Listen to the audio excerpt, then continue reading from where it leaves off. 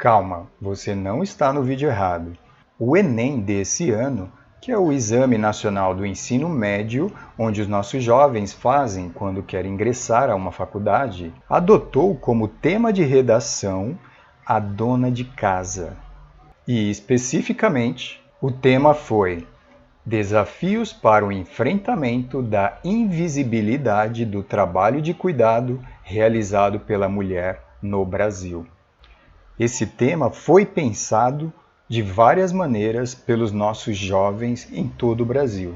E não foi por menos que esse tema foi o escolhido. Hoje é o Dia da Dona de Casa. Então, pode comemorar, dona de casa, que luta diariamente para manter a ordem familiar e o funcionamento da residência, sem ao menos receber salário ou tirar férias. Toda aquela que administra, dirige e cuida do lar pode ser considerada supermulher. Esse é o dia, mas concorda? São todos os dias.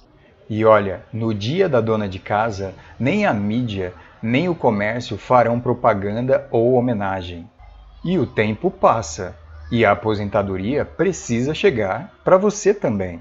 Você, dona de casa, sabe como funciona? Esse vídeo tem esse objetivo: te explicar como funciona, quando você deve contribuir, onde é feito os pagamentos e o principal, vale realmente a pena? Saiba de uma coisa, é seu direito. Mesmo sem salário como dona de casa, você precisa um dia se aposentar. Sendo assim, como preencher e pagar o INSS através da Guia da Previdência Social, a tão conhecida GPS? É isso que eu quero te explicar hoje, porque os pagamentos, ou seja, as contribuições, devem ser feitos como contribuinte facultativo, ou seja, é um contribuinte espontâneo. Ele não é obrigado a pagar o INSS, até porque ele não recebe um salário mensalmente. E essas contribuições são muito simples. Elas são feitas através de uma boa possibilidade, aquele carnê laranjinha preenchido manualmente, ou, quem prefere, através da internet, uma forma muito prática. E aqui eu vou tratar sobre a aposentadoria por idade da dona de casa e com um benefício de um salário mínimo. E nesse quadro fica muito simples para entender dois casos que eu vou dar como exemplo. O primeiro é sobre uma alíquota de 5% do salário mínimo, que seria pago mensalmente no valor de R$ 66,00 por 15 anos ou 180 meses. O montante desse valor nesse período nos dá aqui um valor acumulado de 11.880. Bem, esse é o valor de todas as contribuições, hipoteticamente ali acumulado, ou seja, como se fosse um investimento. E eu calculei o retorno desse investimento, que seria em torno de 1 ano. Walter, mas como assim 1 ano? Me acompanha no raciocínio. Uma vez concedido a aposentadoria, após ter pago ali 5% do salário mínimo, 9 meses desse mesmo salário mínimo, recebidos ali após a aposentadoria, me dá o montante de 11.880. Aí você pergunta, será? Sim. 9 vezes 1.320 é igual a 11.880, que corresponde exatamente ao valor acumulado de 11.880. Ok, mas a gente sabe que essa alíquota é uma alíquota reduzida de 5% e nem todo mundo consegue ou atende os requisitos exigidos ali pelo INSS. Requisitos esses que eu vou explicar ao longo do vídeo. Sendo assim, essas pessoas que não atendem os requisitos do contribuinte baixa renda, o segundo caso é para os contribuintes com alíquota de 11%.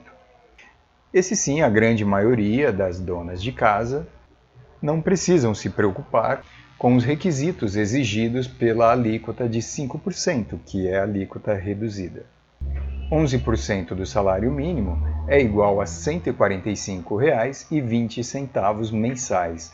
Isso por 15 anos, ou 180 meses, corresponde a um montante de R$ 26.136. Da mesma forma, tem uma previsão de retorno, porém agora 2 anos.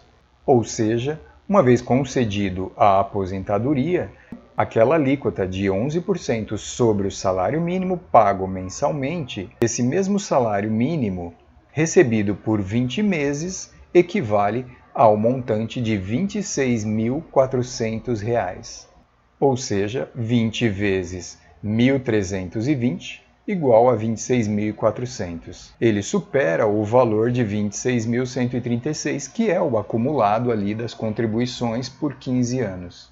E olha, esse é o momento, grava a tela, tira um print, dá um like também, mas compartilha com familiares que tenham pessoas, donas de casa, que não têm essa informação. Esse é o momento. Pare, pense um pouco, reúna sua família, exponha esse quadro, mostre a eles, vale a pena um esforço familiar de quem coloca a renda dentro de casa. Avalie se cabe e se atende os requisitos para a alíquota de 5% ou, minimamente, contribua com 11%. A família precisa fazer essa previdência pensando no futuro da dona de casa. Família, conversem, discutam entre vocês, mas tenham o seu plano. É o plano de previdência pública.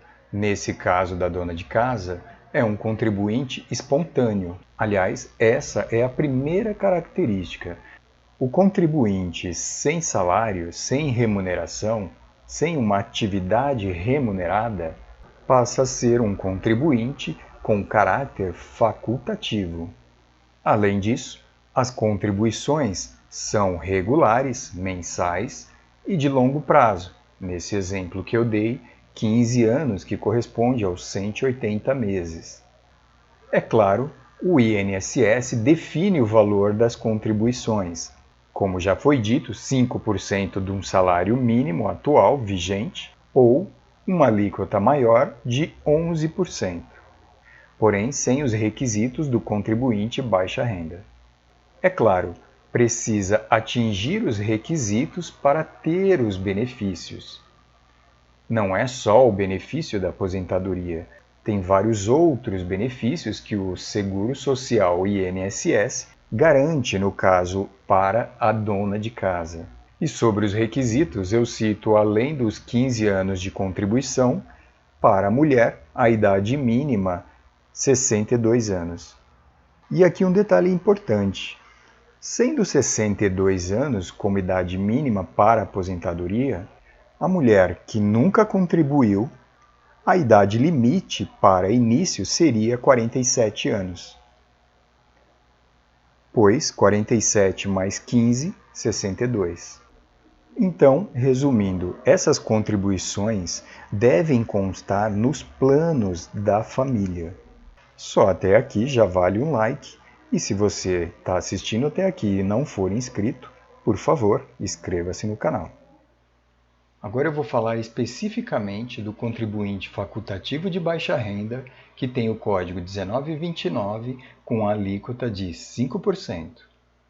Essa, sem dúvida, é a menor alíquota, porém, tem que estar inscrito no Cadastro Único para Programas Sociais, o CadÚnico, com a situação também atualizada nos últimos 2 anos. E essa inscrição é feita junto ao Centro de Referência e Assistência Social, o CRAS do seu município.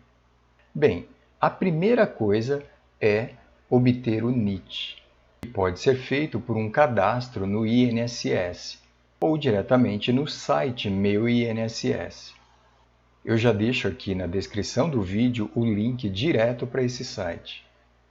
Isso é importante, não é só comprar o carnê laranjinha e pagar essa alíquota reduzida de 5% sobre o salário mínimo, porque não é para todas as pessoas. precisa se enquadrar nos requisitos do CRAS, o CAD único. A princípio, seria para dona de casa, desempregado sem renda. Essas pessoas devem dedicar-se apenas ao trabalho doméstico, na própria residência. Não confunda-se aqui com a empregada doméstica, que essa sim, ela é contratada e recebe um salário, ela tem renda. E a renda familiar desse contribuinte não pode ultrapassar 2 salários mínimos. Bolsa Família não entra no cálculo. Esse contribuinte não pode possuir renda própria de nenhum tipo, incluindo renda com aluguel, pensão alimentícia ou pensão por morte. Verifique no seu CNIS se está validado para contribuinte facultativo baixa renda, ou também solicite pelo telefone 135, que é do INSS. Aprenda a interpretar os indicadores de pendências de validação, por exemplo, pelo extrato do CNIS. Junto ao INSS é possível fazer essa validação. Agora, se você pagou a alíquota de 5%, mas não atende os requisitos como baixa renda, ou ainda você precisa da certidão de tempo de contribuição, a CTC, ou ainda o seu plano é aposentadoria por tempo de contribuição, aí você precisa fazer a complementação de alíquota. Bom, primeiro, no caso de não atender os requisitos do contribuinte baixa renda, então você deve migrar do plano reduzido 5% para pelo menos o simplificado 11%. A complementação da alíquota é mais 6% sempre do salário mínimo e também mais juros. Agora, se você precisa da CTC ou ainda o plano é aposentadoria por tempo de contribuição, não basta complementar para o plano simplificado de 11%.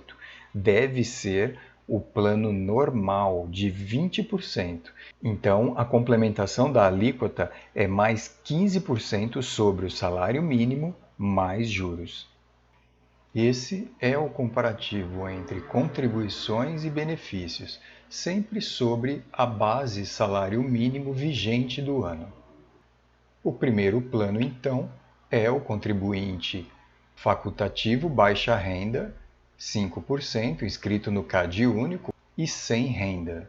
Com base nesse salário mínimo, a contribuição, que foi R$ 65,10, hoje é R$ 66.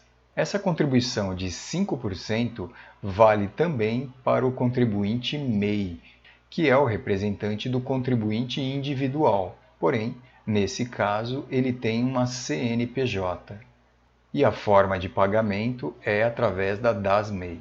Referente à segunda alíquota de contribuição, eu tenho aqui a de 11% para o contribuinte individual, código 1163, e também para o contribuinte facultativo, a 1473. Esse é o plano simplificado.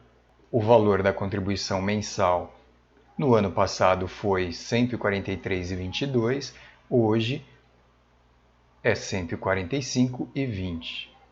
Essa categoria simplificado sempre será sobre o salário mínimo vigente. E, é claro, o benefício também será o salário mínimo. A próxima categoria é o plano normal, e como contribuinte individual eu tenho o código 1007, e como contribuinte facultativo o 1406. A alíquota é 20% do plano normal e o valor, que foi no ano passado R$ 260,40, hoje é R$ 264. Essa é a única alíquota, o único plano que pode-se contribuir com base no salário mínimo até o teto do INSS. Valores que também em 2023 foram atualizados, sendo o teto 7.507, 20% disso, para quem deseja contribuir com o máximo, seria R$ 1.501,50. Então, resumindo, o contribuinte individual é o conhecido contribuinte obrigatório.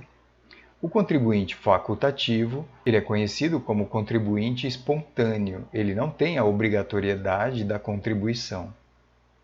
À frente de cada código eu identifiquei para sabermos aqui o I de contribuinte individual e o F de contribuinte facultativo. O contribuinte individual, que é o obrigatório, ele é o autônomo remunerado. Por exemplo, um síndico, um advogado, um corretor de imóveis, etc. Ele tem uma qualidade de segurado de 12 meses, num caso de interrupção de contribuição. Já o contribuinte facultativo, que é o espontâneo, ele não pode ter remuneração. É o caso da dona de casa, do desempregado, do estudante, homem ou mulher do lar, e a qualidade de segurado se estende por 6 meses. Referente a cada categoria, eu coloco aqui os benefícios que o INSS oferece.